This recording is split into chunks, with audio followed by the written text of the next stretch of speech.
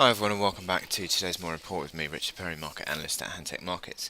For Tuesday the 8th of April, my final chart of the day, which probably has now become just a series of dollar weakness charts, is gold. And gold is strengthening as the dollar has weakened.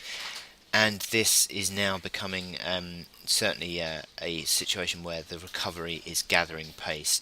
That low that is in place at 1277.29 on the daily chart has been backed up by these momentum indicators that are now beginning to format a proper recovery. The stochastics have given their buy signal. You had the crossover signal a couple of days ago, but then now that has been confirmed by the move back above 20 on those stochastics lines as well. So that is a positive move for the recovery. And this morning you've seen what has been a positive move on dollar on gold back above the high of Friday at 1306.50. And it's continuing to push on now. So what we're seeing is a recovery, and what could this price be going to? Well, the initial resistance really on the daily chart is not back until 1320, which was a support that we had been talking about for through that recovery. So that seems to be a level that we are coming back towards on this chart. On the intraday level, you've seen this is the break above that Friday high there at 1306.50.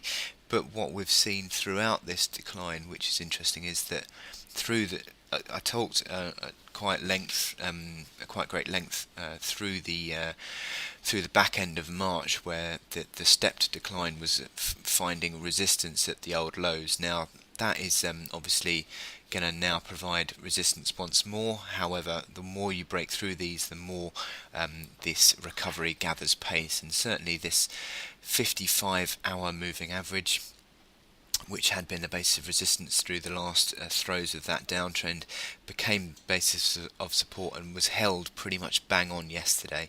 So that is the basis of support that I'm going to be talking about now, 1298.86 currently. So that's moving back towards that 1300 mark, and certainly finding support above that psychological 1300 mark is, I think, increasingly important for this gold chart. The hourly moving averages are certainly increasingly positive. Even this 200-hour moving average is just ticked up in the last hour, so that's interesting. The momentum indicators also are in increasingly positive configuration. The RSI, for example, came back towards 40 to use that as the base of support to push on, so that is a positive configuration there.